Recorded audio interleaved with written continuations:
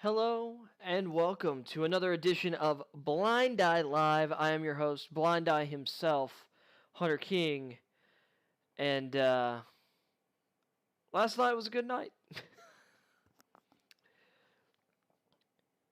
So,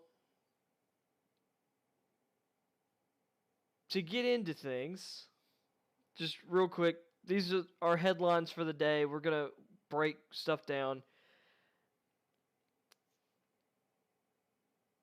Baker Mayfield has every justification to be upset with what has happened in Cleveland. He has every right to feel the way he feels, and he has every right to request a trade.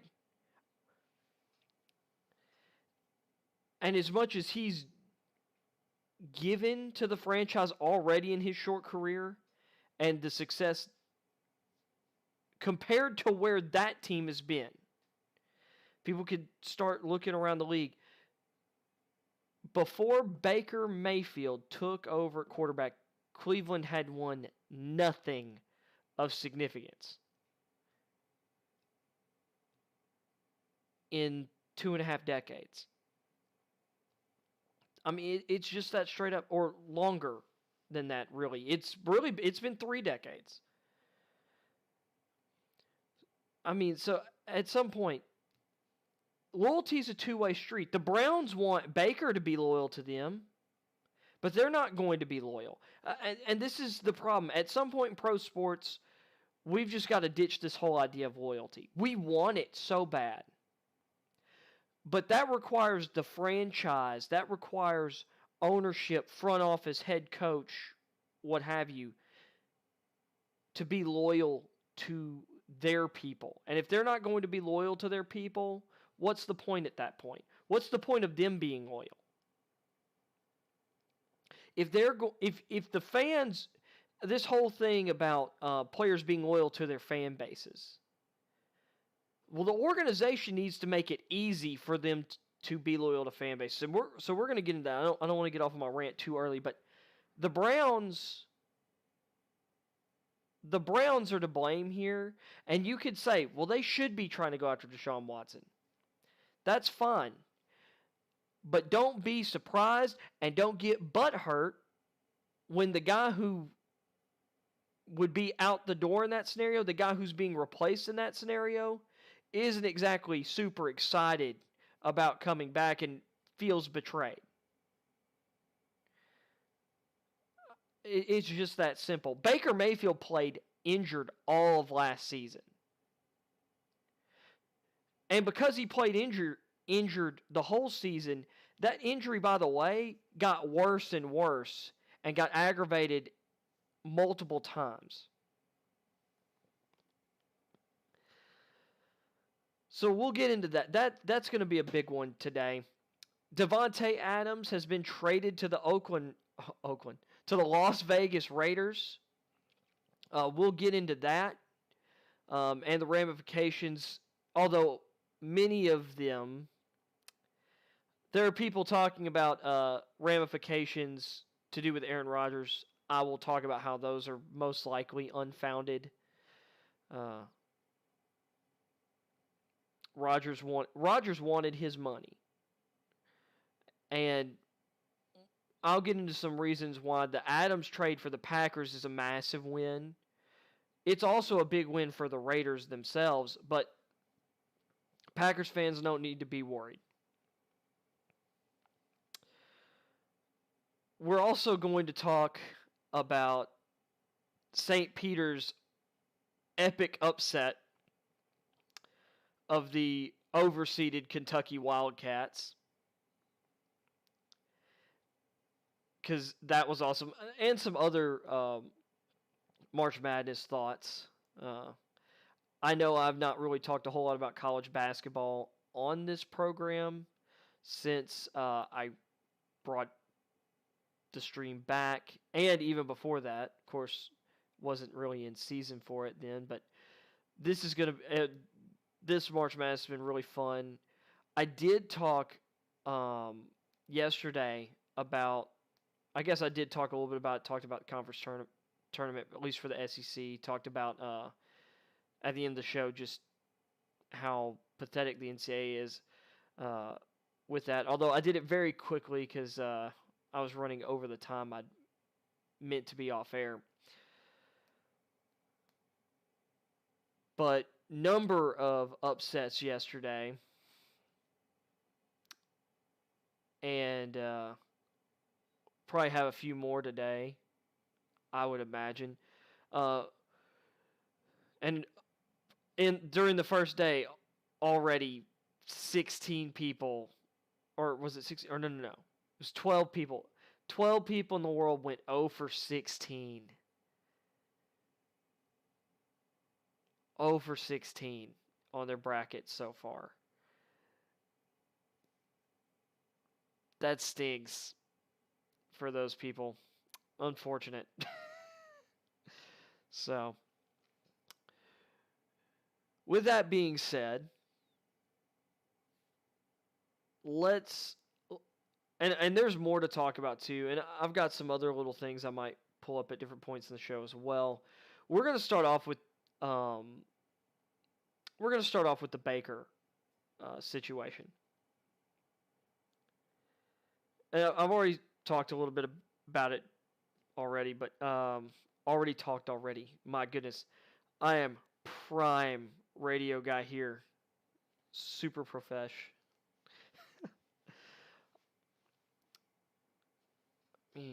Sorry.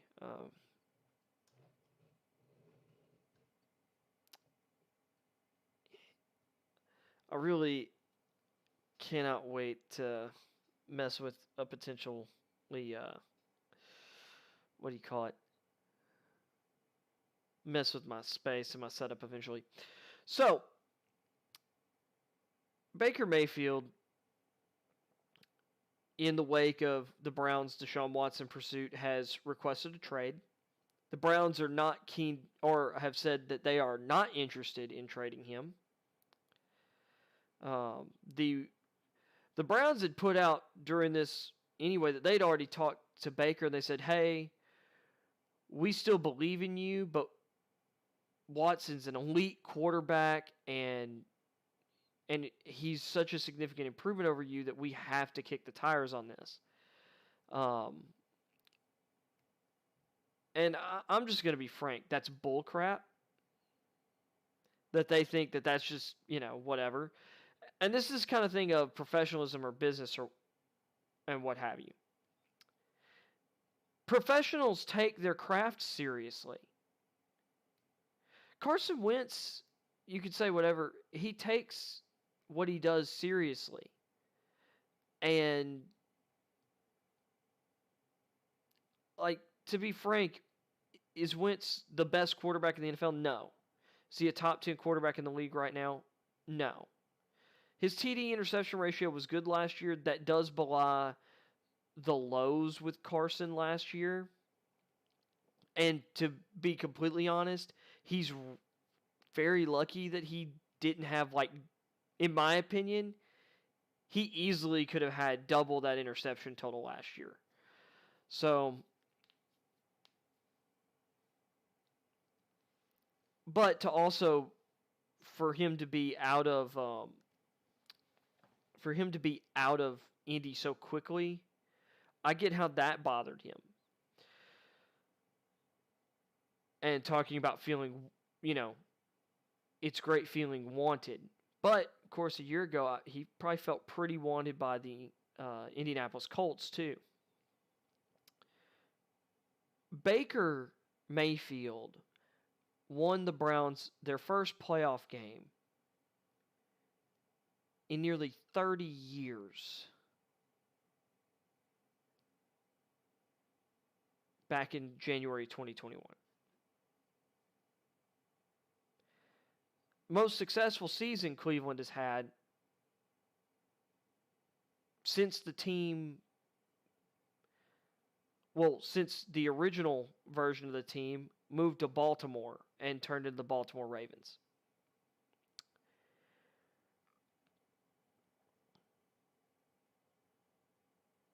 So for me, that says a lot. And Baker came into a team his rookie year, it started awful. They should have already gotten rid of Hugh Jackson. I get why they allowed Jackson to stay on, because the whole plan was to lose a bunch of games. They wanted things to go. They wanted the chance to get all these big time draft or really high draft picks and reload with a young, high upside talent. And they gave Jackson a shot for that third year, and it was a garbage fire with a team that was really well put together. A team that played really well after Freddie Kitchens took over. After they dismissed both Hugh Jackson and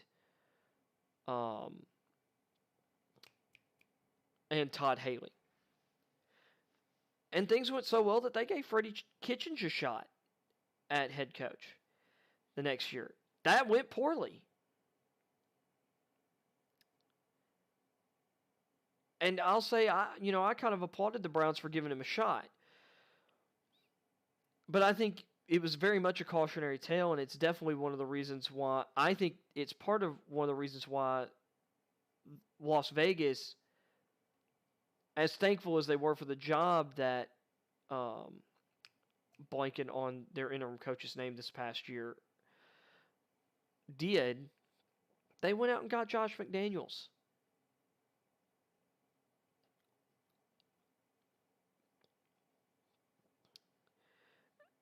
I mean, there's a reason, like, you're a assistant position coach and not a head coach. Sometimes it's because, you haven't had the experience to even get up there. Other times it's because you have a certain level of expertise, but, you haven't been able to beat out other people for jobs in between there and head coach in a lot of cases. So, and that's not to disrespect any of those people, but there's a reason, like, he was their offensive line coach, I believe. So, back on the Browns. So the Kitchens year doesn't go well. And, after really being on a tear the second half of the season, the last 9 games of the season, of his rookie year, Baker was up and down in year 2. Once again, like I said, because of Kitchens. And the offense was totally different than the offense Kitchens was running just the year prior. It didn't look at all the same. And that wasn't Baker's fault. That was Kitchens' fault. Kevin Stefanski comes in and in 2021, amazing year, make the playoffs, win a playoff game, and win that playoff game over the Steelers to make it even sweeter. Don't know why I'm yawning. I got plenty of sleep last night.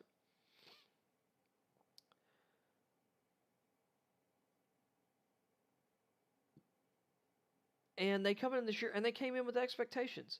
Guess what? They dealt with a lot of injuries this year.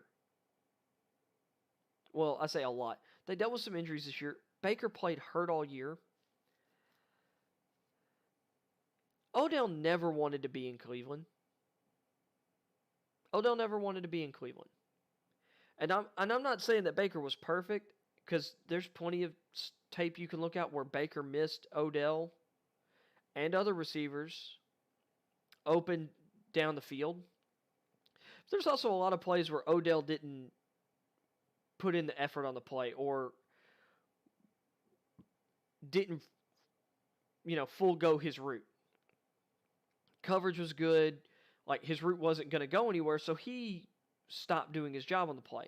It's part of the reason sometimes Baker wasn't throwing to Odell. Is because if you're not 100% every play, or if you're not investing in your entire route every play, how is the quarterback going to trust you when things do come open? How's he going to trust you even throw to you in a potential contested situation if you're not going to be where if it's not a guarantee you're going to be down there. So, I mean, it was there's multiple lanes there. And they had a bunch of injuries at running back, and not having Nick Chubb was a huge impact to their offense. Just like for the Titans this year, losing Derrick Henry was a big impact to the offense.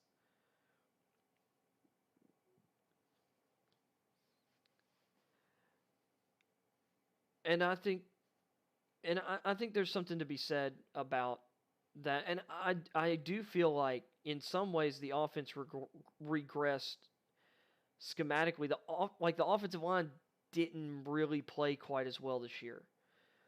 Jedrick Wills really is going to have to get after it in year 3. And obviously they're going to be replacing J.C. Tretter now at center, although I think this is a really good draft to do that. I wonder if they'd be willing to take Tyler Linderbaum at 13. But with their pick in the second round, Dylan Parham should be there, or very well could be there. And there's some other good interior players down the board as well. And they could bring J.C. Tretter back in free agency. They could sign another free agent center. I don't know who's left on the market, though, really. So we'll see. But I just think for the Browns front office, and people can make the argument that you go after Deshaun Watson if you can get an elite quarterback. One of the reports that came out was, the Browns wanted an adult in the QB room. They wanted an adult at QB1. That's a real thing that's coming, or that's been making the rounds supposedly from sources inside the organization. And I get what some people look at Baker Mayfield. I don't see a child. I don't see a non-adult.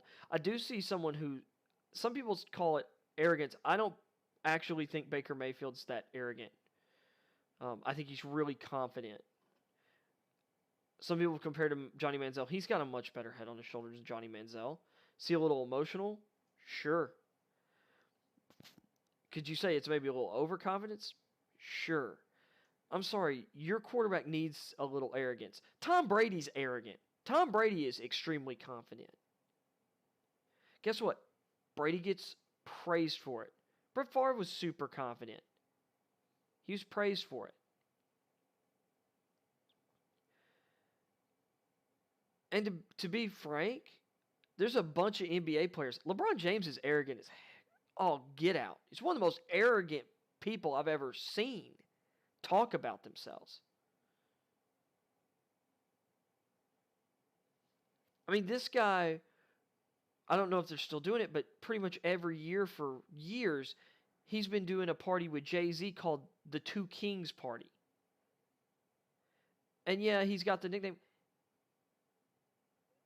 The whole king thing, that's just as much his as anyone else's. He's just as responsible for that. He buys into it. It's okay for certain people to be arrogant, and it's not okay for other people to be. And apparently it's not okay for Baker to be. And the reason is because Baker was never supposed to be. Baker walked on at Texas Tech and showed out. But they had Patrick Mahomes coming in. Cliff Kingsbury's like, yeah, I'm not giving you a scholarship because I've got a better quarterback. It's hard to argue that. Although in college, and Mahomes did amazing things at college. I mean, Baker was super successful when he went to Oklahoma. Baker goes to Oklahoma. Didn't get a scholarship right away. He had to earn it once again as a walk-on. And he did. And he showed out, and he ended up winning a Heisman Trophy because of it. Then there was a bunch of talk of the draft process that, heck, even going into his senior year, like, he had been awesome. He's not, I mean, there were people like, he's a day 3 quarterback prospect. Oh, maybe round 2. I've got a round 3 grade, round 4 grade on him. Some people still had 6th, 7th round grades on him. And he plays the best football of his life. Then the draft process, well, maybe he's a first round pick, but his arm and this, and then he goes to the Senior Bowl, Combine, everything, and his arm looks really great. All of a sudden, actually, he's got above average arm talent. It's not even like just average. Like, he's got a good arm, really. Like, he's got some zip on the ball. Anybody been watching him in college knew that. Everybody knew. Anybody who had really watched him play knew that. And he's not like some of these other guys. He was throwing from the pocket. Yeah, he scrambled, he improvised, but he was extremely accurate from inside the pocket. Had no problem staying inside the pocket at Oklahoma. And John Dorsey, I think, made a really good decision in taking him number 1 overall. John Dorsey's not getting enough credit for building the core of that team either. Of course, eventually gets ousted by the Browns organization as GM. But we're not gonna get into that.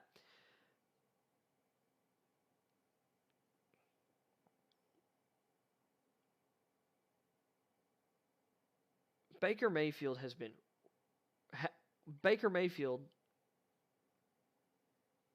at the end of the 2020 season, everybody had him as a borderline top 10 QB. Like, the Browns made the right decision. 1 year playing hurt and a bunch of other people around him playing hurt. Odell Beckham not giving it his all. He did give his all in Los Angeles, and we really saw the Odell Beckham from his days as a New York Giant. But he didn't give his all for Cleveland.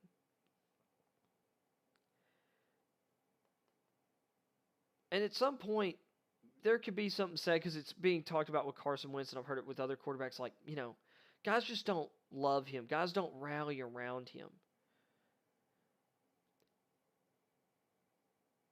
Maybe that's on them. Some guys are just douchebags. I get it, but Baker, to me, seems extremely competitive. He'll lay it on the line. He'll play injured. To me, and at Oklahoma, those guys loved him. They did. And there's countless stories about it. And his teammates would go to bat for him.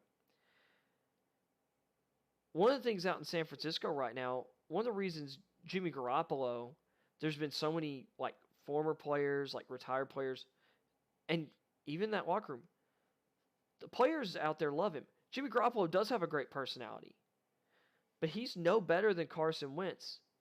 He's not better than Baker Mayfield. And I think to some degree, there's a level of, because he's likable, he gets a longer leash. And that's not fair. It's one thing if some dude has a criminal record and the other guy doesn't, or some dude's like really up to, just he's a bad person and you want to get away. Baker Mayfield's not a bad person. And I think it's very funny that we're going to talk about adults in the room and you're going to go out and get Deshaun Watson.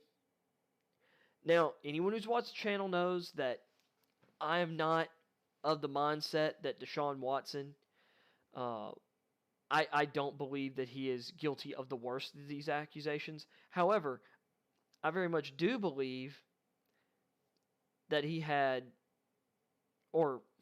based on his own words, because it's in his legal responses, he's not denied that he had sexual encounters with those, or with a number of those masseuses. I don't really think it's much of an adult thing to do, to use your masseuses as, sorry, my neck is sore. I don't really think that it's the adult thing to do to have sex or whatever with your masseuse. Seems kind of like you're pulling them into an unprofessional situation that's not really fair to them. So, just saying, just saying.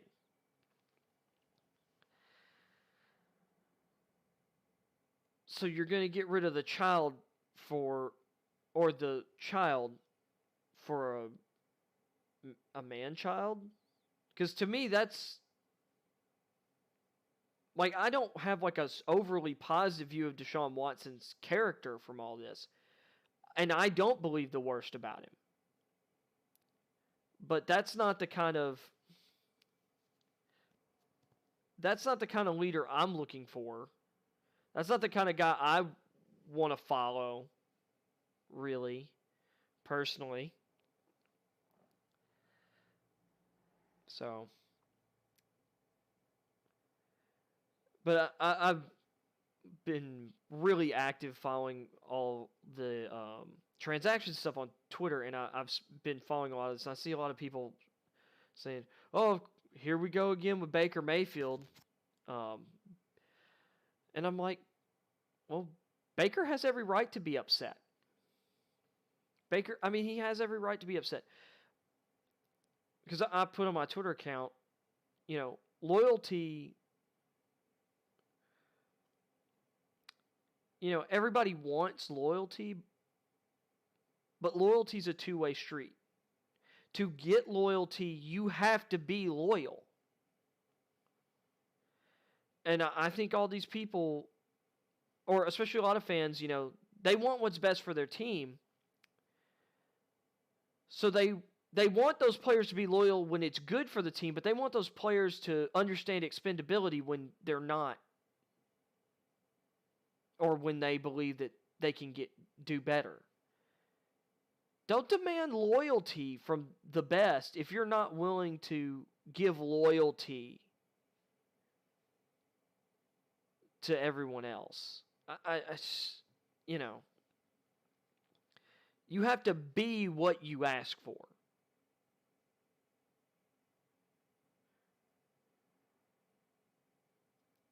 That's just simple as that. So there either needs to be an expectation of no loyalty or an expectation of utter loyalty. And considering how this business works, I think maybe you should expect no loyalty from anyone.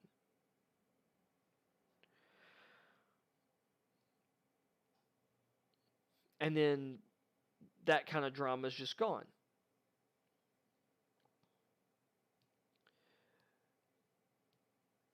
However, from a team aspect, if I'm expected to give everything I've got on every snap for the team, if I'm expected, or heck, if I'm willing to put my literal physical health on the line, like Baker Mayfield did, battling through injuries and playing through injuries and making that injury worse for the sake of the team, for them to turn around and trade me or to try and replace me,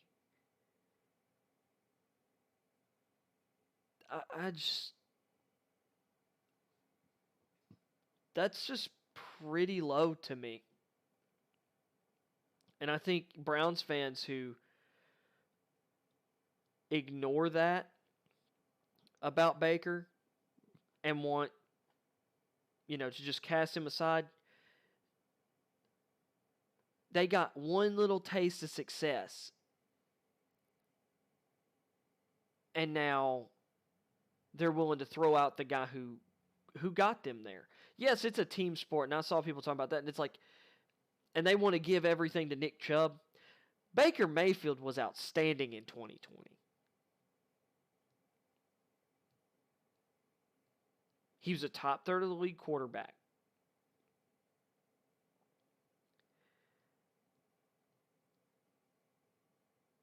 And the quarterback position is the most valuable position on the team.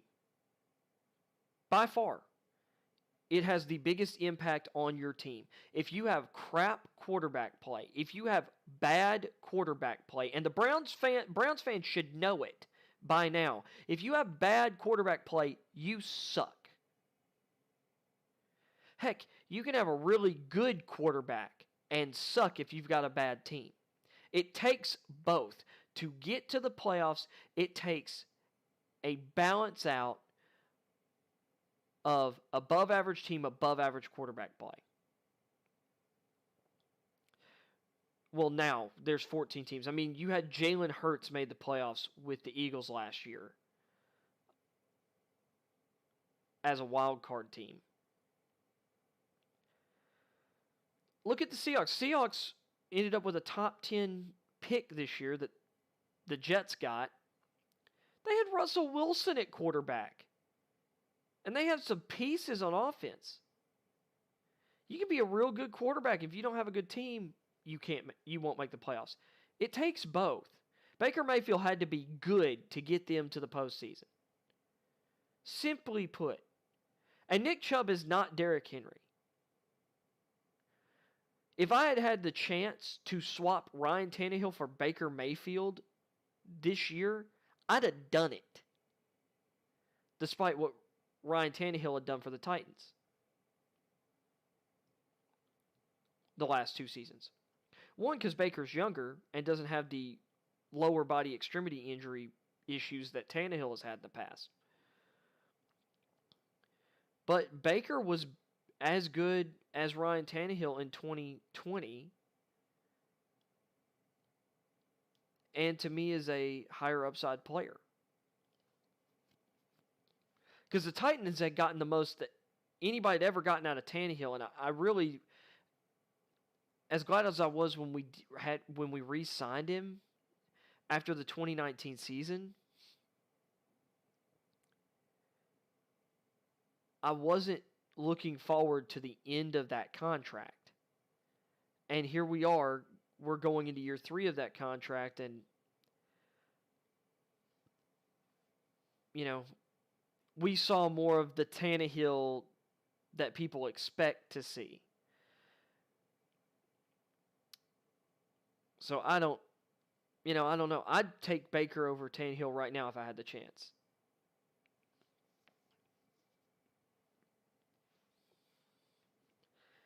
And the Browns now, because this is the thing, the Browns wanted to upgrade on Baker, and obviously they felt like there weren't any other people on the market other than Watson and, Russell and Rodgers, but, Russell Wilson's gone to Denver.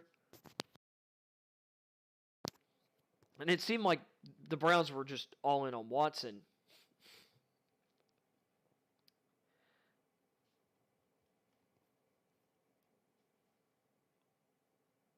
I mean, you signal that Baker, what you're signaling is Baker's not good enough for you.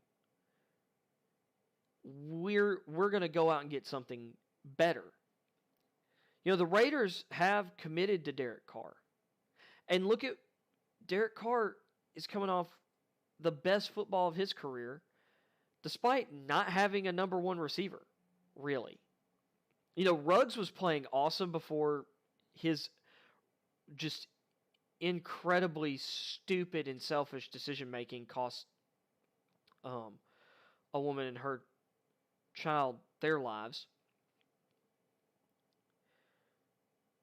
Maybe at some point we can get to a point where we're willing to give Ruggs a second chance. I don't know if we can. But then again, we've allowed other people second chances, so why not Ruggs?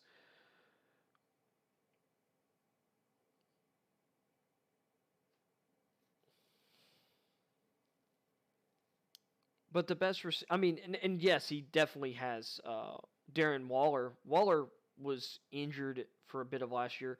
Look at what Hunter Renfro's turned into. I still believe in Bryan Edwards. But now the Raiders have gone out and gotten Devontae Adams. People pan Kirk Cousins all the time, but Kirk Cousins is a borderline top 10 quarterback who's been really good. It's not been Kirk Cousins' fault that the Vikings haven't been successful. Let's be very clear.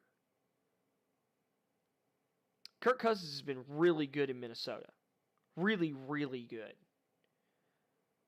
The problem has been, in my opinion, coaching philosophy and, in some degrees, some of it's been bad luck. Like Jeff Gladney. They cut Jeff Gladney, their 2020 first-round pick,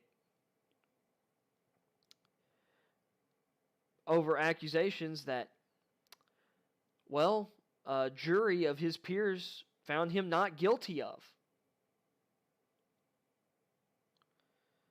Hopefully we'll give Jeff Gladney the second chance that he deserves, in my opinion.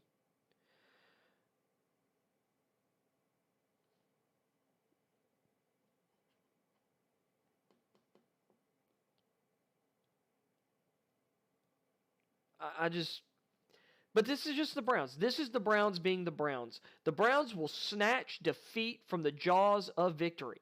And it's so baked in their DNA, it's baked into the fans' DNA now.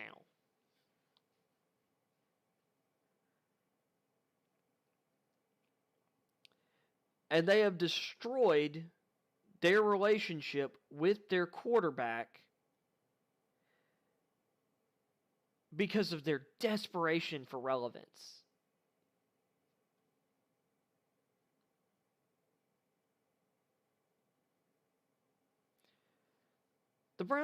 It's like the Browns are relevant. The Browns would have been relevant this year because they have an awesome roster. Still have an awesome roster.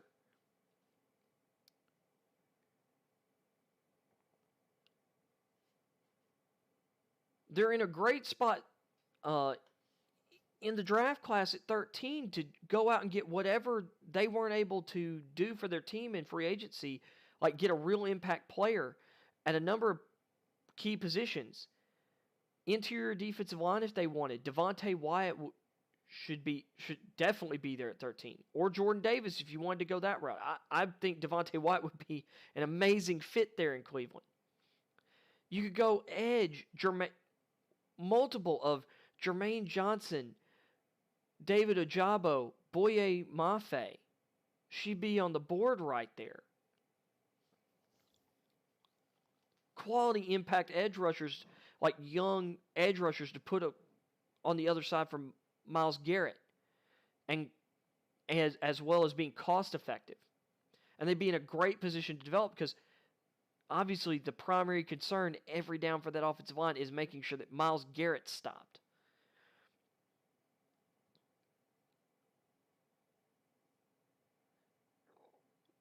They could upgrade the linebacker position, draft a guy like Devin Lloyd there.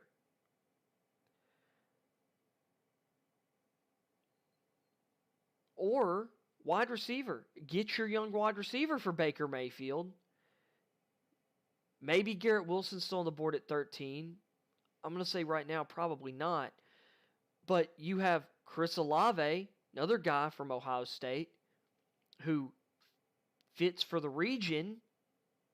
And Olave's awesome, fast, great route runner.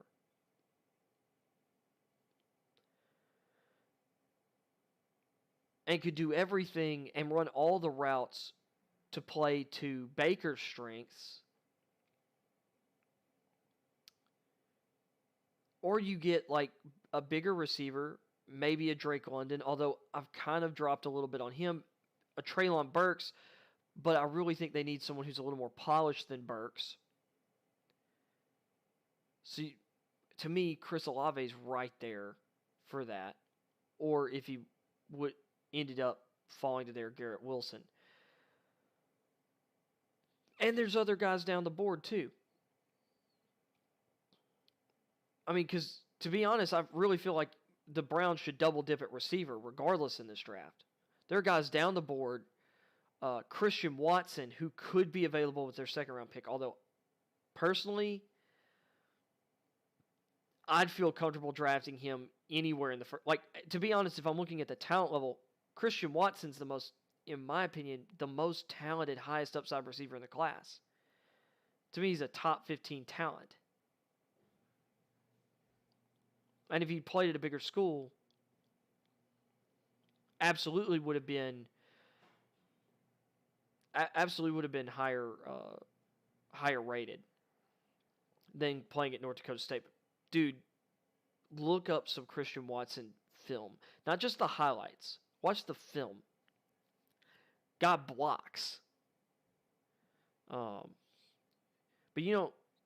he's the closest thing I've seen to Randy Moss since Randy Moss. I'm not saying he's exactly the same, but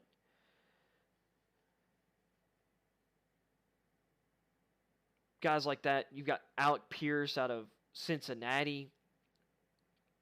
Big, strong, fast receiver. You've got slot receivers down the board like Calvin Austin, Wan'Dale Robinson, or Kyle Phillips later on, who all of those guys bring some difference. Like, Austin's the fastest of the three. Phillips ran like a 4.58 40. Don't worry about that. The play speed's good if you're looking at who Kyle Phillips is, and he's not like, some people would consider him kind of or a little undersized, but he blocks like a much bigger receiver. Imagine a Hunter Renfrow or Julian Edelman type who's also a plus blocker at that slot receiver position. That's what you're looking at with Kyle Phillips. I mean, the Browns have options, but they need to build around Baker, and they need to do everything they can to ingratiate themselves to Baker, or they just need to trade him.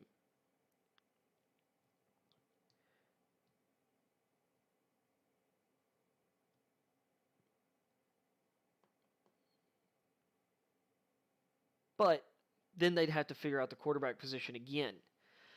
And this is the thing. If you're going to play musical chairs at quarterback, you can't be upset when the quarterback you already had says, "Fine then, I don't want you either." When you decide that you're going to go after a bigger fish.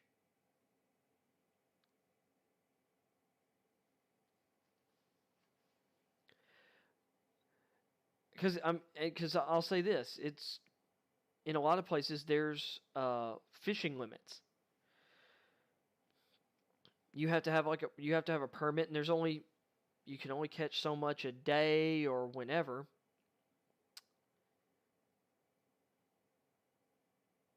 Which personally I don't love that as a libertarian, but I'm using this as an example. If you can only catch so much of a certain type of fish, and let's say it's a limit of one fish, you're out fishing, you can only catch one fish. You get one, and you decide, I want a bigger one. And then you go out and you try and catch that bigger one. And you fail. You can't just throw your line back in the water and tell the other fish to get back on the line. That fish is gone.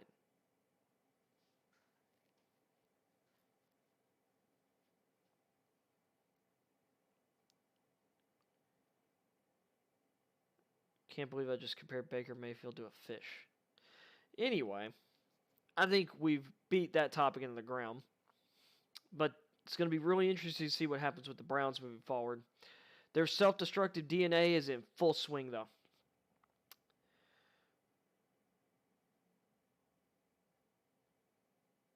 So we'll pivot to some more NFL free agency stuff. So Matt Ioannidis, who was cut by Washington a couple days ago, he was told last week by the team that he was not going to be released. And then they released him. He has signed a 1-year deal with the Panthers. Haven't seen the money, but we know he signed with the Panthers. He is which is a reunion because he played his college ball at Temple when Panthers head coach Matt Rule was the head coach at Temple, and Phil Snow, the defensive coordinator for the Panthers, was also the defensive coordinator there. So he knows exactly what's going to be expected of him, and he'll be a great fit there on the interior of that defensive line. And that defensive front right now, you're looking at Brian Burns on the edge, and Ioannidis joins Derek Brown at defensive tackle. It's pretty nice. Look a lot better if they hadn't cut Morgan Fox, though, who I believe is still on the market. I'd love to see him over in Tennessee as part of our 5-technique rotation, because he's solid, especially against the run. And actually, he's kind of versatile. Like, he can play 3-4 in. He can play like a kind of a bigger 4-3 in, or more run-oriented 4-3 in. Really like him. Star Lotulelei was cut by the Bills today. Not a shocker after their defensive line signings and draft picks over the past few years.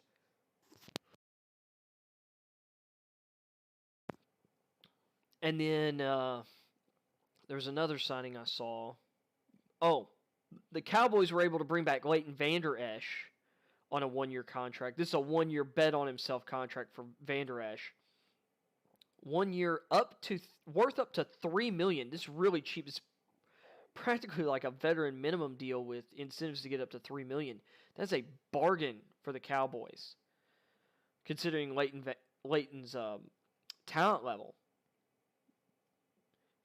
and some of his production like early in his career. But he's dealt with some injuries, so. But he's very versatile, an athletic linebacker. If he can stay healthy all year, that's a huge get for the Cowboys at that price. And hopefully for their sakes, he ends up being a lot more expensive next offseason, because that will admit that he outplayed his value for them this year, and they're going to need it.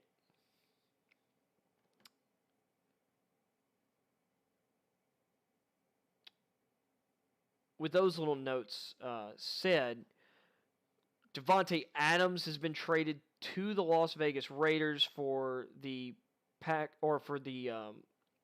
and the Packers are getting the Raiders' first and second round picks, which are picks 22 and 53. Yeah, 22 and 53.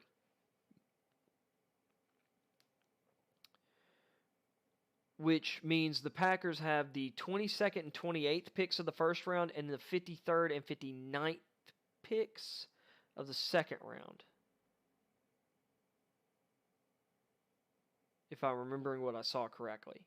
If it's not 59, it's 60, but I believe it's 59.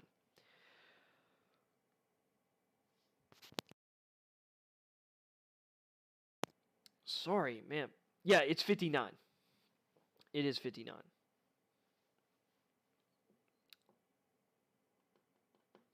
Because they and the Chiefs flip-flop selections.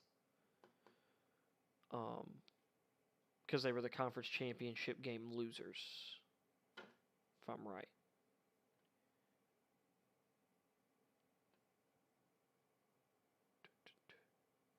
Well, that actually, wait a second. Maybe they had the 29th. Yeah, they would have had the 29th. No. They lost the divisional round. I forgot. They lost to the Niners in the divisional round. That's right. So, yeah, that's why they're at 28.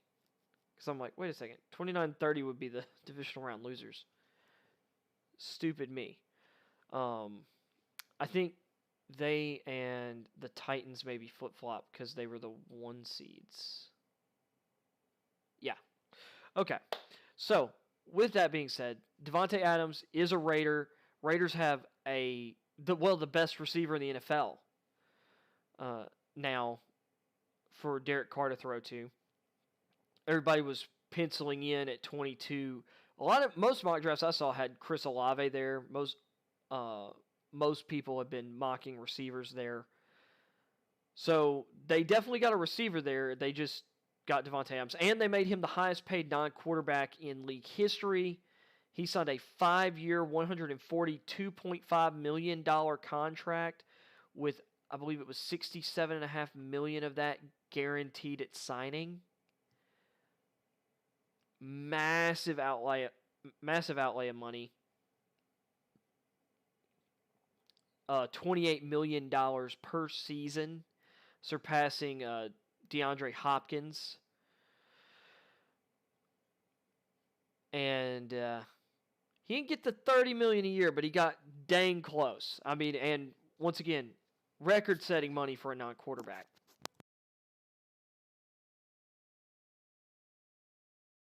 Which I feel like you can't be too upset about. Can't be too unhappy about that.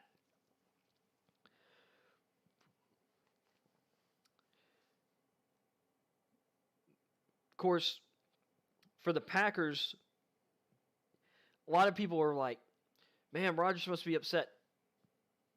I feel like Adams and Rodgers had talked about this, and Adams grew up a Raiders fan. He's a lifelong Raiders fan. The Packers offered him the same contract. It's not like the Packers didn't want to pay him. The Packers offered him the same money. And he talked to the team and said that he really wanted to play for the Raiders.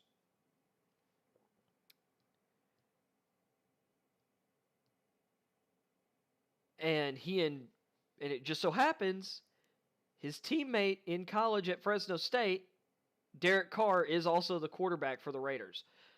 I mean, this is a really good fit. He's stayed really good friends with Carr, really respects Carr, and Carr is super excited to have Adams in Las Vegas with him. Rodgers is going to be fine. So Rodgers, in the time that Adams has been on team, in the 11 games that Rodgers has played without Adams, he's 10-1.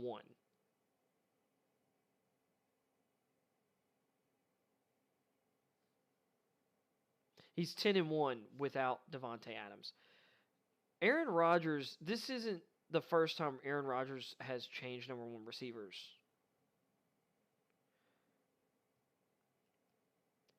When he took over as starter, Donald Driver was the number one receiver in Green Bay. They drafted Greg Jennings. And I believe somewhere in there they also drafted James Jones. They drafted Jordy Nelson. Donald Driver eventually retired. Greg Jennings kind of takes over as the number one, or at least the biggest name, but Jordy Nelson usurps that number one role. They eventually let Jennings go. James Jones is really productive during this time as well. They draft Randall Cobb during this time as well. Jordy Nelson's the number one, super productive there for years. And then the Packers eventually let him walk. Goes to the Raiders. Doesn't really work out. I think he went back to the Packers, but, Nelson's been out of football or been out of the NFL for years now. Several years now. Jennings came and went. I think Jennings came and went quicker than Nelson, technically. I'm trying to remember which one of them was drafted first or whatever, but Nelson had more longevity there. Cobb is back with the team now, but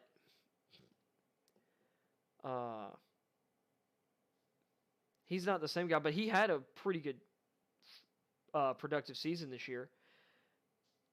Rodgers made tons of guys more productive. Now, definitely you need, talent that can be turned into something, but Devontae Adams was so good, in some regard, Marcus Valdez-Scantling was inconsistent. They've had some inconsistent receiver play over the years, but I mean, Rodgers had games where like he turned Jeff Janis in some games into, a great receiver. Most people don't know who Jeff Janis is. They'll do it again. And I have a feeling the Packers are really going to invest in wide receiver in the draft. I believe one of those 2 first-round picks will be a receiver.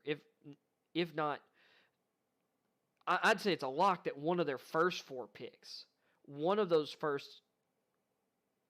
first and second rounders, has got to be a receiver. It wouldn't shock me if maybe even 2 ended up.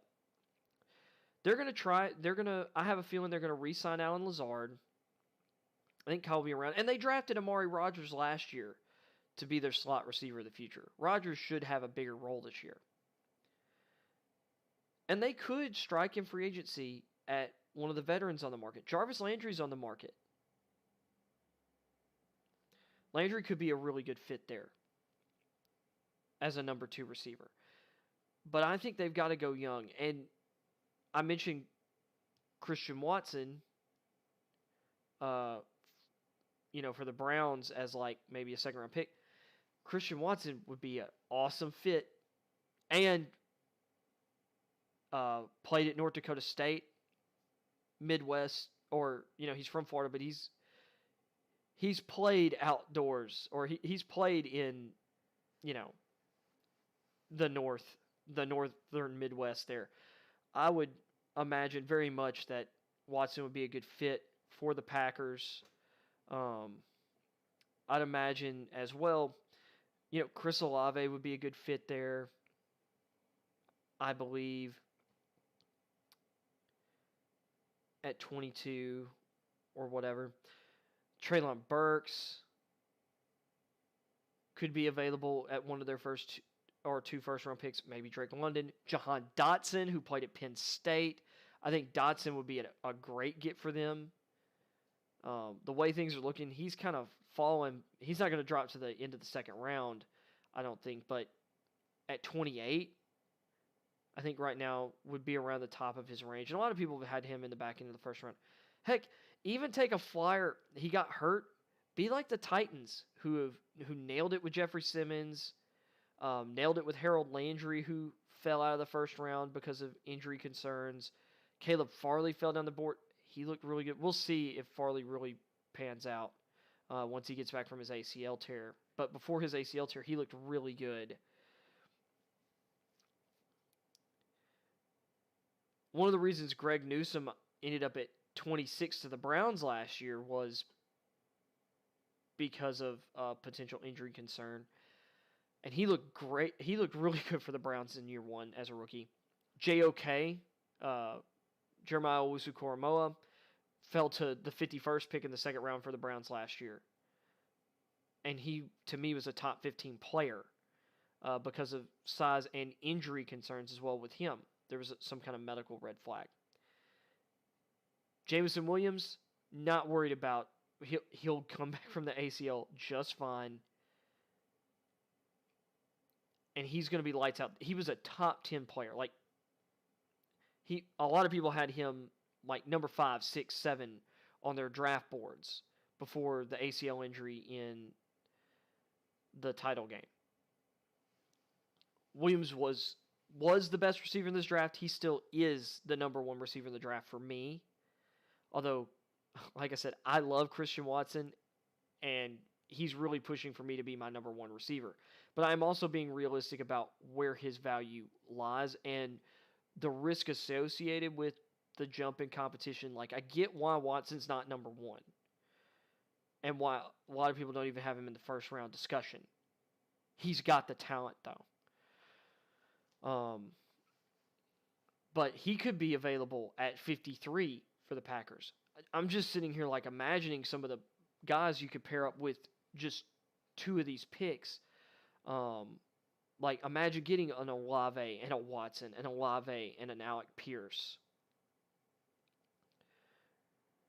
or a Dotson and Watson, Dotson, Pierce, or trying to think of some of the other guys. Heck, draft Jamison Williams and John Mechie. Yeah, they're both coming off knee injuries, but those guys were a great 1-2 at Alabama this year. Mechie's a great run blocking receiver too. He's a hard working like number 2 type receiver. Williams is your explosive number 1. Just saying.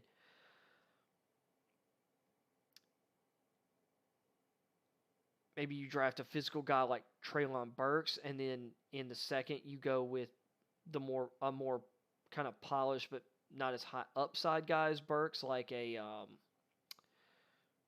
like maybe a Wan'Dale Robinson, although he's more of a slot guy, and you've already got Amari Rodgers and Randall Cobb. Calvin Austin, some people look at him as a slot, but he's so fast. I think he could play some outside and be kind of like a deep guy. But once again, kind of fits that. I'm trying to think of some other kind of Z-type receivers down the board.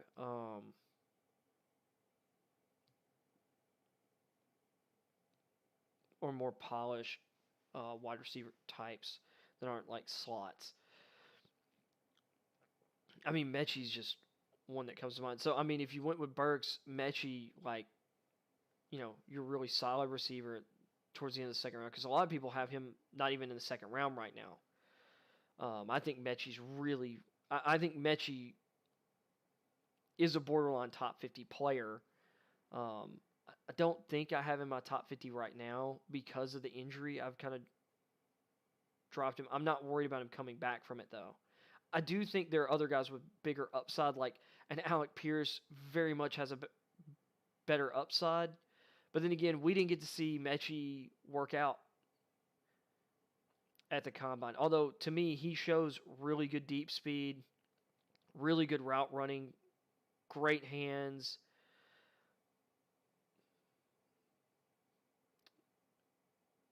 I've had him in the back half of the second round kind of mix pretty much this whole year or so. And I really just don't see any reason to drop him regardless of the knee injury. So, Packers have options, and historically speaking, they've been really good at drafting the receiver position when they've needed to be. I mean, you could say in recent years, Marcus Valdez-Scantling, for a periphery receiver, the Scantling draft pick, they got good value out of him. Laquemia St. Brown didn't work out, but he was a big time kind of flyer type prospect. Great athleticism. He just hasn't done anything with it. There's a reason a guy like Allen Lazard, who I really liked Allen Lazard coming out of college. I was shocked he went on, because he was undrafted and bounced around for a bit. Lazard's a great blocker. He's not the fastest or the quickest. He's kind of a bigger bodied receiver. He doesn't create like a ton of separation, but he's got really good hands when he's focused. Really good contested catch type guy. But you look at all these guys the Packers have drafted over the past 15 years or longer. I mean, Jordy Nelson, James Jones, Greg Jennings. Well, they drafted and developed Donald Driver even before those guys. Of course, he was a veteran when, getting up there, but like when a lot of these other guys were taken. But Greg Jennings, obviously Devontae Adams was a huge pick, and some people were kind of like, at the time, almost felt like it was a little bit of a luxury pick. Whatever. Randall Cobb, another guy that they drafted. And none of those guys were first-round picks. None of them were first-round picks. Jordy was a second-round pick. Cobb was a second-round pick. Adams was a second-round pick. I'm trying to remember when Jennings went. I want to say Jennings was a day 3, or like I want to say he was like round 4 or so later. I need to look up Jennings again. I know St. Brown was a 4th or 5th round pick, I think, or was he higher? I know one of him and MVS were. I can't remember if either of them were picked in the 3rd round. One of them I think was picked in the 3rd, and the other was picked in the 5th. And they really liked Jake Kumaro, who I think was like a 6th, 7th round pick or undrafted free agent guy that they had found. I mean, obviously, Alan Lazard was a undrafted free agent who bounced around a little bit before, the Packers put him on their practice squad and eventually, gave him a role. And they've done a great job at, like, finding tight end. Like, Robert Tonyan came out of nowhere. So, I think people need to trust the Packers process a little better. No front office gets every pick right. But if you're looking at the recent track record for the Packers and spending their picks, we all panned them reaching for Eric Stokes last year. And Eric Stokes was phenomenal as a rookie. And just is the perfect kind of complementary corner to Jair Alexander. He's exactly what they wanted Kevin King to be and Josh Jackson to be, guys that they had spent 2nd round picks on in the past.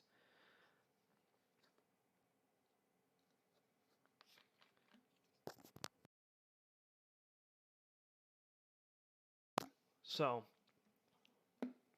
and there's some huge free agents still on the market to get off the subject of the Raiders and the Packers. Teron Armstead's still out there.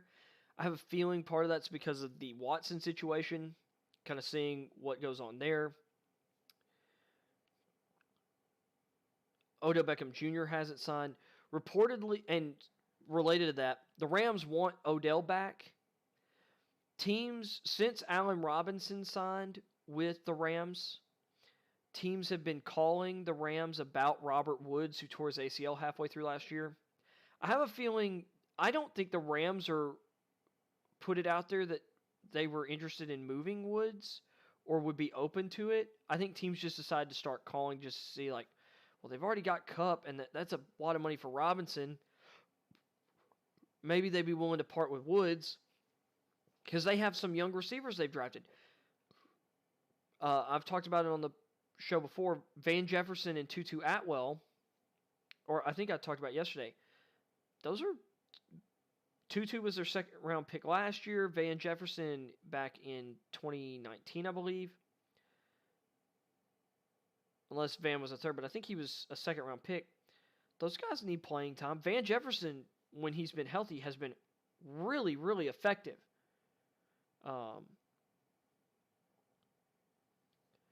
And then Tutu didn't really play a ton for them last year, but he's kind of small, but elite deep speed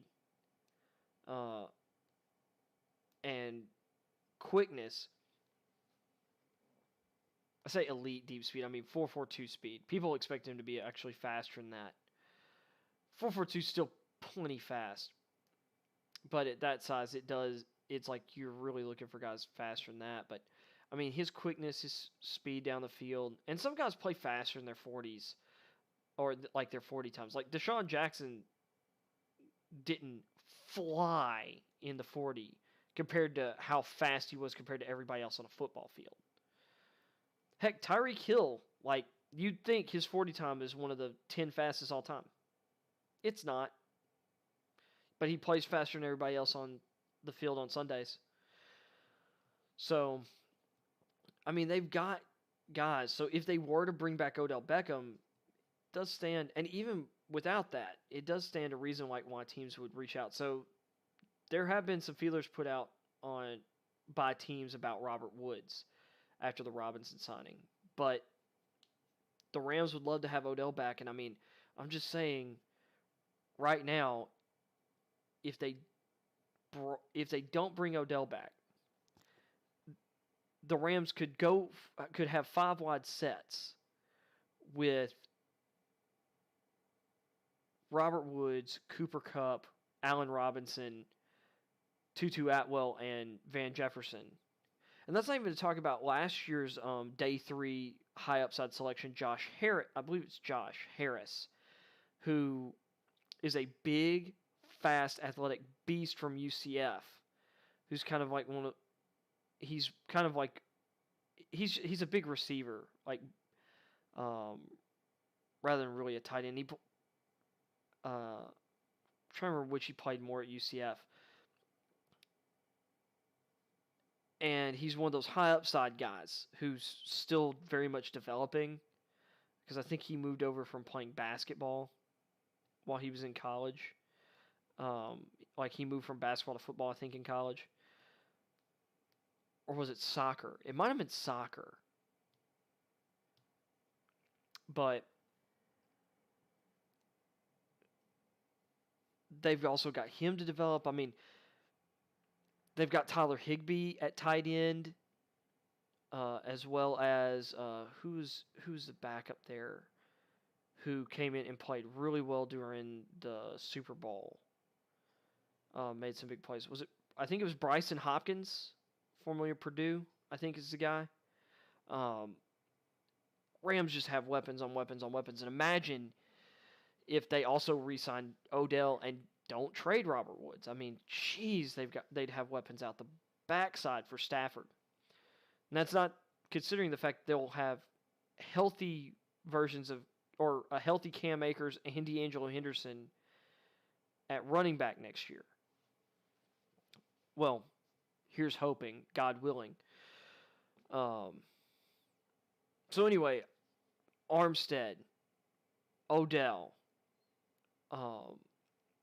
Zadarius Smith, after being released by the Packers, is still on the market. He did not sign with Baltimore. That ended up not happening.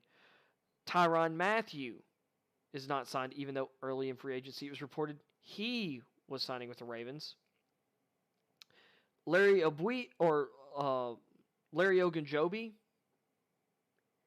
is back on the market. He failed his physical with the Bears, so they have decided not to sign that contract. So that's for teams that had missed out on interior line.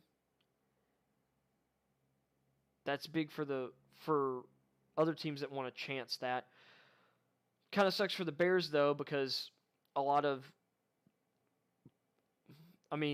the rest of that market at this point is kind of dried up. So maybe the Bears go and snag Star Latulilae, who just got cut, but he's definitely not Larry Ogunjobi.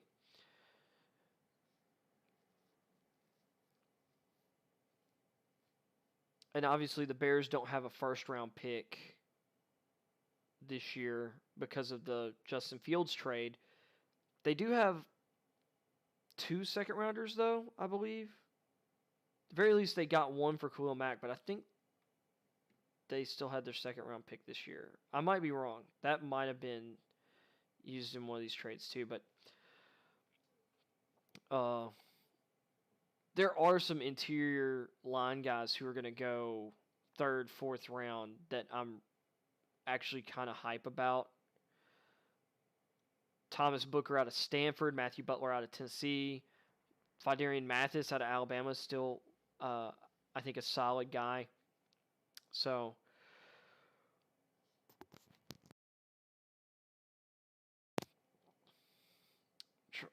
who are some of the other kind of bigger name guys that are still on the market, if I can think about it? Actually, I think I have a list brought up, and I'll hit here in probably the last segment of the show will be me talking about St. Peter and kind of what's been going on with the tourney. Yeah, that's exactly what I have up right now. So here's a list of like ESPN's kind of put together like the top remaining free agents right now. So Teron Armstead still on the board.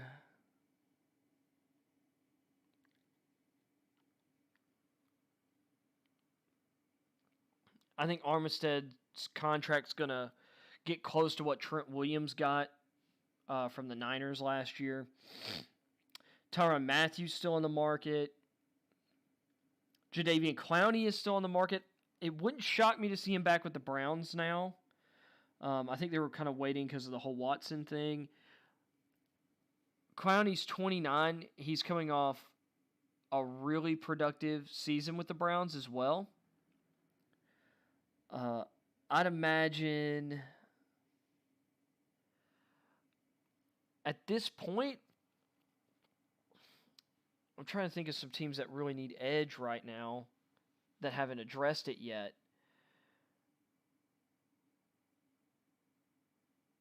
The Rams did lose Von Miller, but I don't know if they could afford Clowney right now. That's interesting. I mean, the Browns are still a fit. The Ravens could make a play for him, seeing as they didn't sign Zadarius Smith. Zadarius Smith, I'm sure will pop in soon. Trent Brown's another guy. Massive offensive tackle. I don't think it wouldn't be a shock if he ended up back with the Patriots eventually. But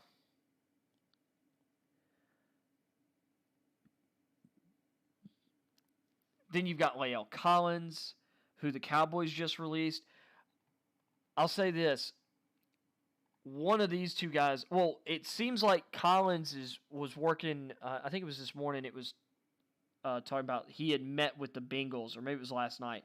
I honestly would be shocked at this point if Lael Collins didn't end up in Cincinnati. Stephen Gilmore, I'm trying to remember who I heard that he was meeting with. Because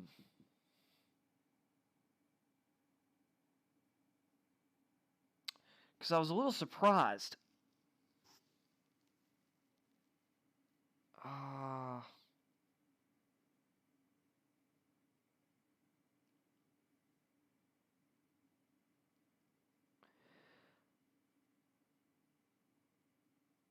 Because I want to say it was either the Raiders.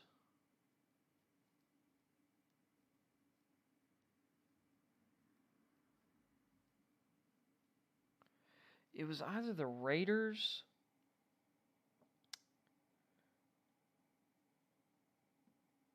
or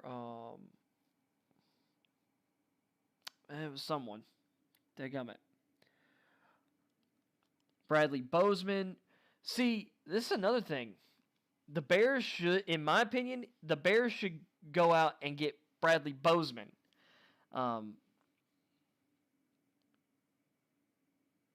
Brown should also be in play for Bozeman at center. But the Ravens have apparently been unwilling to meet Bozeman's contract demands. He's asked to be paid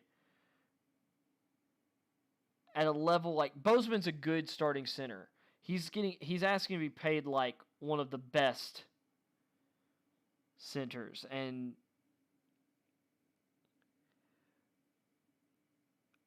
Ben Jones got 2 years for $14 million. If Bozeman's asking for much more than $7 million a year, like unless I was in dire need, like the Bears are at that position, I don't know if I'd do it. Russell Douglas, who had a real bounce back season with the Packers last year, finally kind of played up to what a lot of people thought he could become when he was, I believe he was a second round draft pick.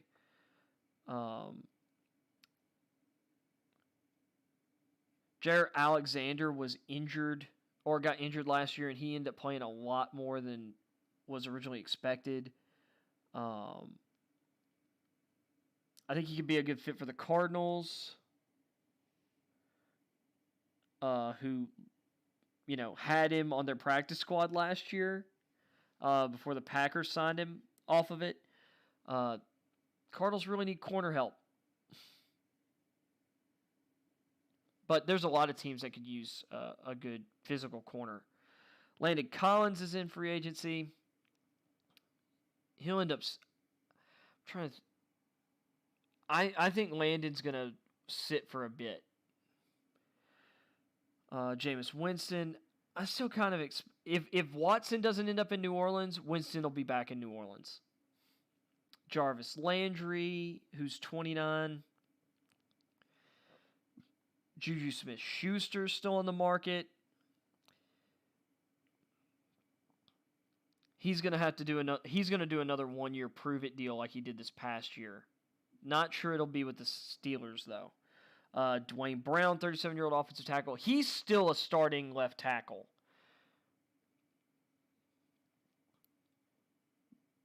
He might have to wait out some other people, but someone's eventually going to pick up Brown. Bobby Wagner is not as quick as he used to be. He's still really good. Za'Darius Smith. Smith's still a productive pass rusher. He'll catch on somewhere.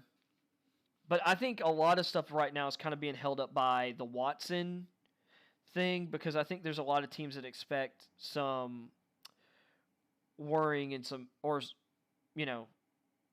movement out of that, and that could create some opportunities. So, and they're usually, after a few days of big moves, teams are kind of trying to figure some other things out around their roster to see what else they can fit.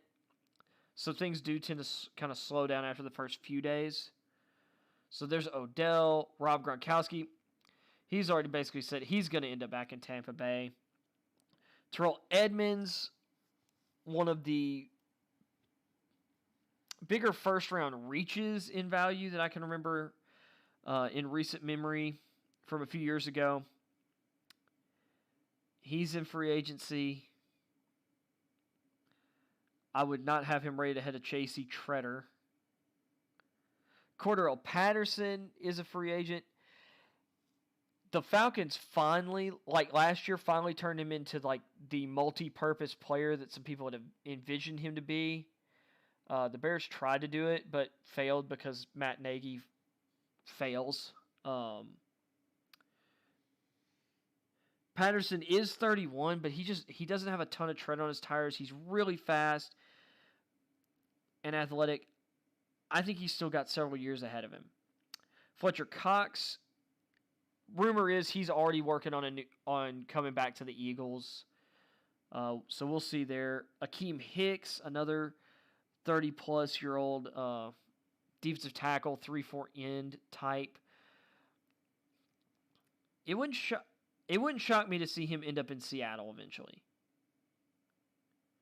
Derek Barnett, I almost think this is a little low. He's dealt with some injury stuff, but he's been fairly productive when he has been able to play. He did play 16 games this past year, and only got 2 sacks.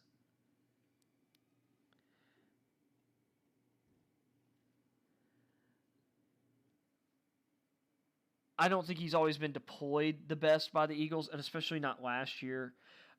Mariota, I am shocked that Mitchell Trubisky signed somewhere before Mariota did. Mariota was a better quarterback coming out of college. He's been a better quarterback when he's been the starter for a team. He's won a playoff game as a starter. So I'm kind of shocked. Jamison Crowder, one of the most underrated slot receivers in the league when healthy. Calais Campbell, he was still really good last year. Until Campbell retires, somebody should have him on their roster. Eric Fisher missed most of last year. He's long-time starting left tackle. I have a feeling he might not get signed till training camp. The Bills released Darrell Williams after he had started every game for them the past 2 seasons at right tackle, and then guard this year. But I'm not shocked. They drafted 2 offensive tackles with their third and fourth round picks last year. Kind of saw that coming. Dante Hightower's floating around out there. I kind of feel like he'll end up with the Patriots or the Raiders. Corey Littleton got cut by the Raiders. It wouldn't shock me to see him with the Chargers or back with the Rams. Dante Jackson, I honestly can't believe he's still in the market. He's a very aggressive corner on the ball, so it leads to him taking some more risks than other corners. I like that kind of style of player. I'd love to see him in Tennessee. Gerald Everett is back on the market again. He signed a 1-year deal with Seattle last year. Started 12 games. Was moderately productive. He'll eventually get picked up by someone who needs a tight end. Wouldn't mind seeing him in Tennessee. Here's Marquez Scantling.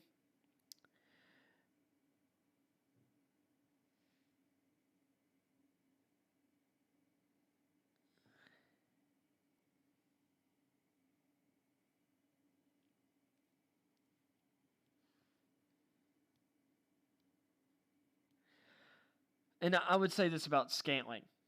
Over the past 4 years, 123 catches, 13 of them for touchdowns. My thing is, that's 4 seasons averaging 30.6 catches per game or 30.9 catches per game, whatever.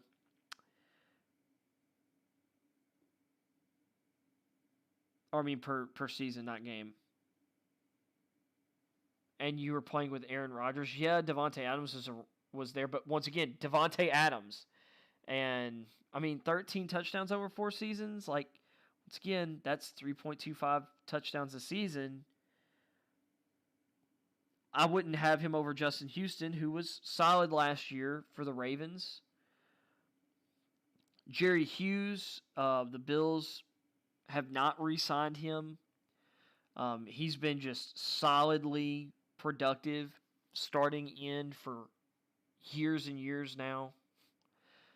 He'll catch on somewhere if he wants to keep playing. I have the same feeling. And you're seeing, like, we've got a lot of the 30-plus-year-old veterans who've been good, but, any year could be the year that they're done. Steven Nelson, I'd put him higher on this list too. He's been good. Cole Beasley got released by the Bills.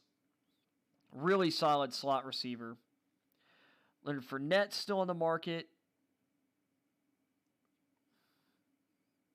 Anthony Barr. So Barr, I'd heard Barr had signed with the Bills. So I guess that didn't happen. So he's still on the market. I think the Vikings should try and bring him back for their new scheme and put him as an outside linebacker and let him rush the passer more like he did in college at UCLA. Kaiser White, this guy's really underrated. He was the Chargers' leading tackler last year. He's not like, he doesn't really do like a much pass rushing wise, but as a run defender, sideline to sideline, and he's above average pass coverage guy at linebacker. I believe he played safety in college. Then you got Bryce Callahan, solid slot corner. I wouldn't be shocked if he ended up back with the Broncos. Robert Tonyan, I think he'll end up back with the Packers eventually. He missed all of last year due to injury. Deshaun Elliott,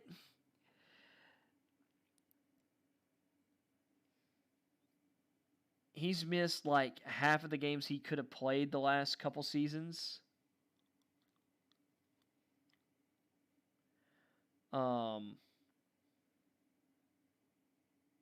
But he's more of a, he's got some upside, but he's more of like a, backup safety. I think Curse is a better player than he is. He's definitely played a lot more. Eric Flowers, he's been okay at guard. He was overpaid on his last contract. Someone's going to pick him up and get value out of him. I would be shocked if Reeve ends up just retiring if he doesn't sign with a team before training camp.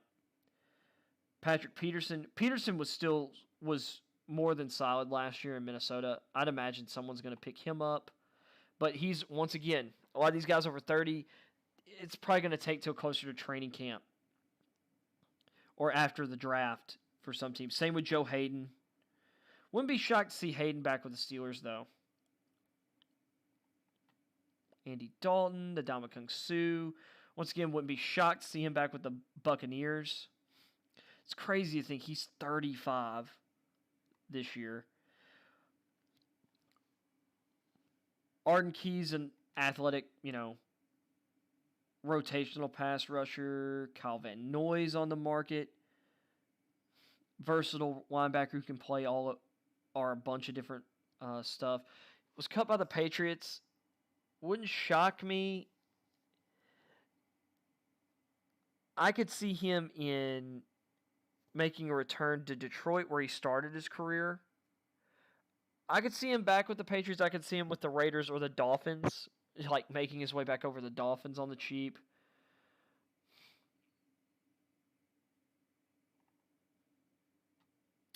Dante Fowler Jr. That seems like a low-risk move for the Rams. Bring Fowler back on like a one-year deal. Julio Jones, Titans cut him.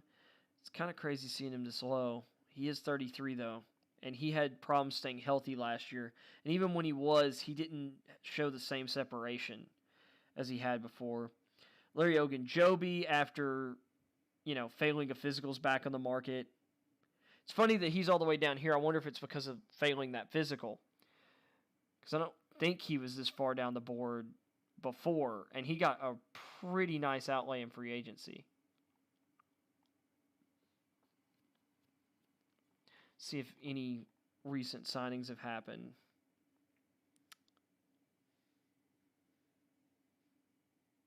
Wait, what? Now he decided he does want to play for the Browns? Wow.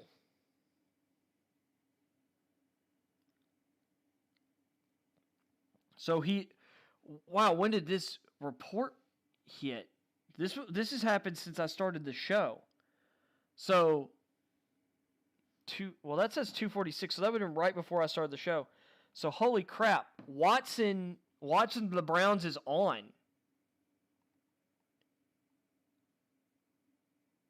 I wonder what they get for him.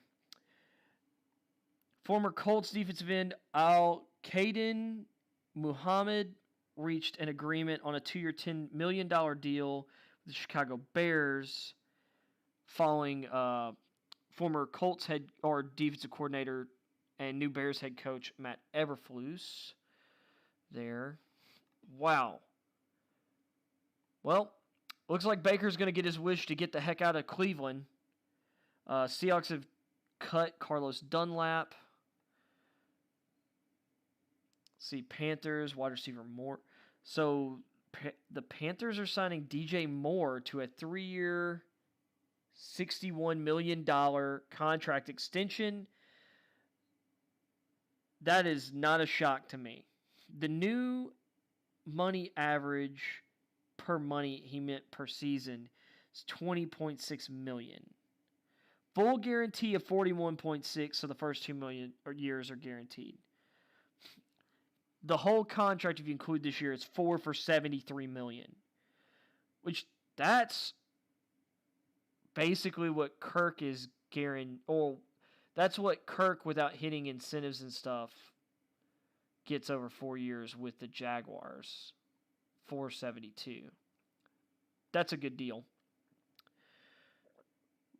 So yeah, so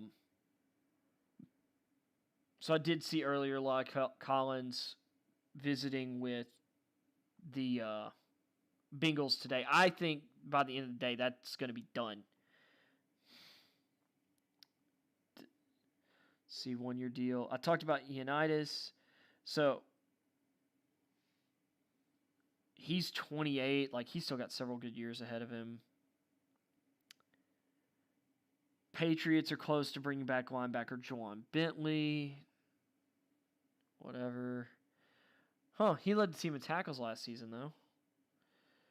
D. Lyman Jones signing with the Bears. So after the Ogunjobi thing falling through, they have agreed to a 3-year deal with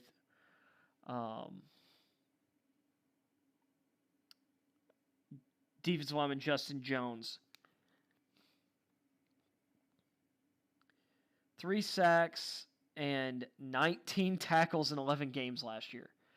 3 sacks is actually pretty good production for more of a nose tackle type. Only 19 tackles. But once again, his job was more to occupy blocks. And that was in 11 games. 3 sacks in 11 games, really good. For a big defensive tackle type. So he kind of replaces Larry Ogunjobi there. And far more affordably, I'll say that. Bills signing linebacker Lee. Bills have re-signed linebacker Markel Lee. He spent last offseason with Buffalo before being waived prior to the season. So that may not last long.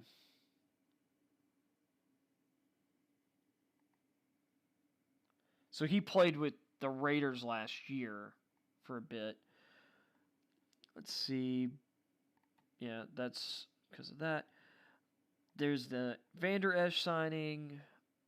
Logan Ryan to Tampa Bay. Let's see.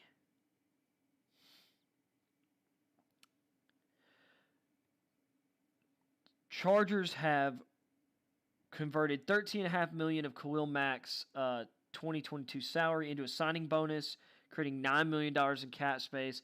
Panthers converted $11.765 million of Robbie Anderson's 2022 pay into a signing bonus, creating $5.8825 million in cap space. Well, that's important. So the Panthers still have Anderson, have extended more. Terrace Marshall, I'm expecting a bump in year 2. It's a good receiving core.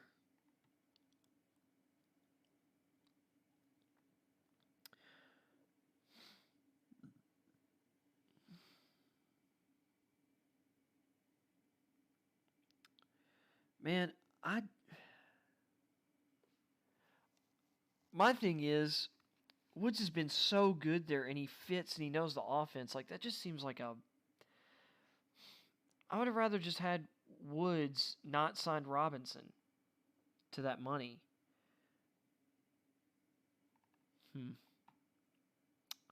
Okay. Oh, and then Akil Witherspoon re-signed with the Steelers. He played pretty good last year for them.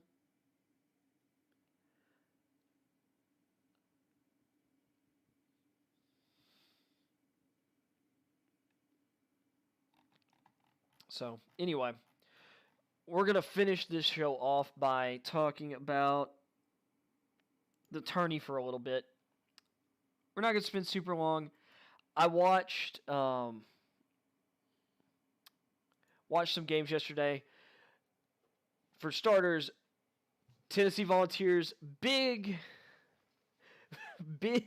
start to the tourney, beat Longwood, the Longwood Lancers, who had never made the NCAA tournament before. And they played really well in the game. Like, those guys did not look out of place. They didn't look shook or anything. They played really composed, and they were shooting the ball really well, but Tennessee was just too much. Beat them by 32.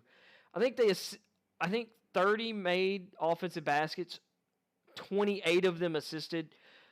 Nobody on the Vols was having to do like a whole lot of work by themselves to get things. Like, great team play. John Fulkerson came back with a vengeance. He's had a smaller role this year.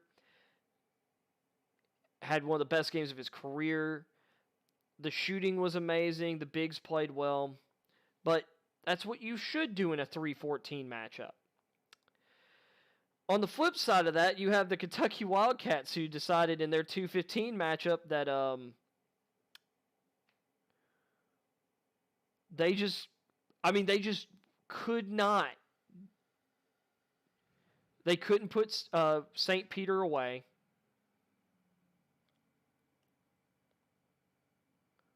Okay, that's a lawnmower. That's not a generator. They couldn't put St. Peter away. Ended up going to overtime. And then St. Peter, they start off down, and they got some clutch shots a couple really good defensive stops, and they put Kentucky away. 85-79. That overtime period was great. They nailed 9 of their 11 free throws. Kentucky 1 of 6 on their free throws in overtime. I will say Ty Washington hit an incredible 3 at one point for Kentucky, but St. Peter's pesky Peacocks, man. They move on. They'll play Murray State, who beat San Francisco in an awesome matchup. I believe that was the 7 and 10 seeds in that game. Murray State 30-2 coming into the tournament, and they look great. San Francisco just shot the lights out. One of their players was just incredible. I think his name starts with a B. But Murray State won that one. I'm picking Murray State to beat St. Peter in the next round, but I wouldn't be shocked if St. Peter play like they did against Kentucky. I tell you what, that regional, the East Regional, and Baylor is the 1 seed in that area. Nuts. Also yesterday, Iowa was upset by Richmond, which I think I saw that had gone final when I was streaming yesterday. So, a lot of people's brackets have been utterly destroyed already. And out of like the millions of brackets, there were only like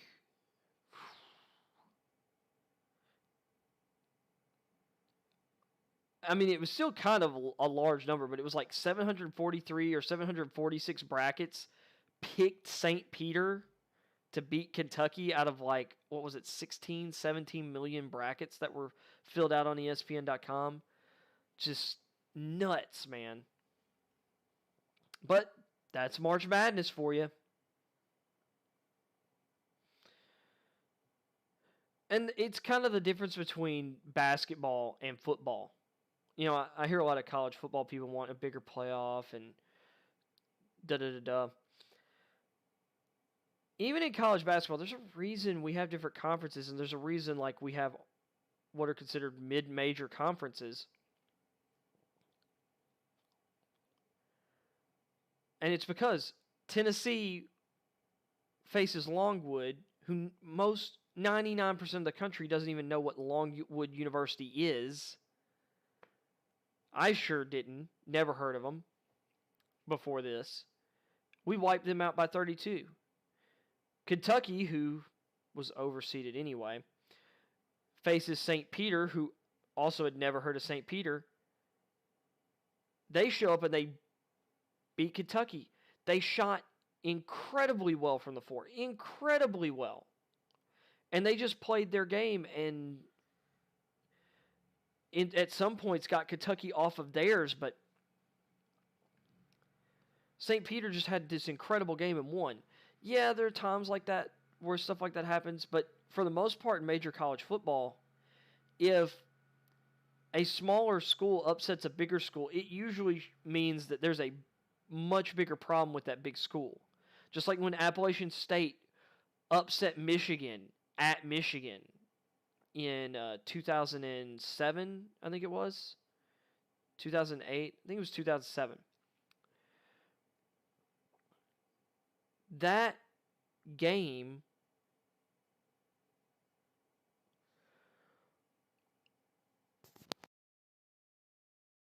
don't know why I'm yawning. That game signaled the end of an era for Michigan. At the end of that season, and they only went, I think it was like 9-3 or 9-4. Lloyd Carr resigned. You know, longtime great coach there. And it's really taken Michigan 15 years to get back to, you know, the top. of the Big Ten.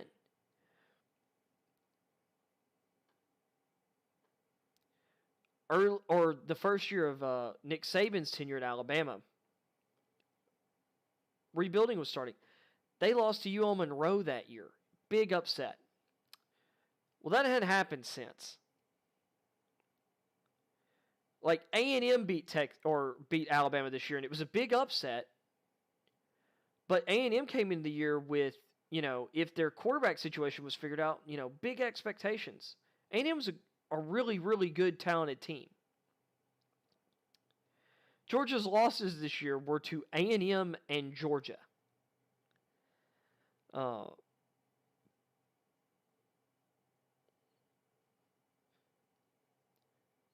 And while you'd say, I'll look at Texas as well. Texas started off the year ranked. They they beat, Louisiana. Louisiana, one of the best of the, mid-major version of one of the best group of 5 teams in the country the last couple years. Got beat by 19 by Texas. I think it was 40-21, something like that. Or it was 21, it was like 41-20. Texas ended up losing to Kansas. Now, Kansas, low-tier program, but they're still in the Big 12. They're the bottom of the Big 12. It was a conference opponent. Usually, when you see... But Texas struggled the rest of the season. That was during the worst part of the season for Texas, but they struggled down the stretch. When you see those kind of upsets in college football, it's usually a sign of a problem when a really, really small school beats a big one. In college basketball, there's so much more random variance in the games.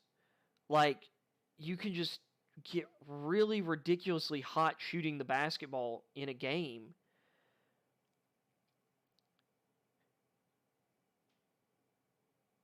That you win. Because it's such a fine motor skill that you're doing, like when it comes to shooting a basketball. And you can have perfect form and be the best in the world at what you do, like Steph Curry, and you still go through slumps where, you're just off. Or you're just missing a bunch of shots. That one game can happen.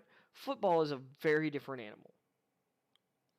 And that's what makes March fun. But if you try to do with college football what you do with college basketball, it's not going to work. And I would say that for the expanded playoff crowd. You are asking for something that is not going to fix or help anything.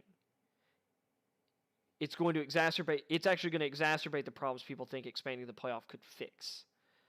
And it would be nice if we would just stop trying to pander to casuals or people who don't love the sport for what it is.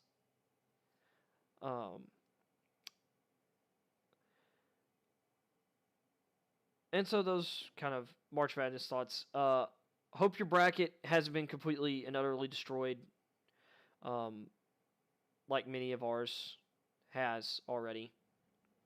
The only part about my bracket, everything else can be destroyed as long as Tennessee wins out and wins the national title.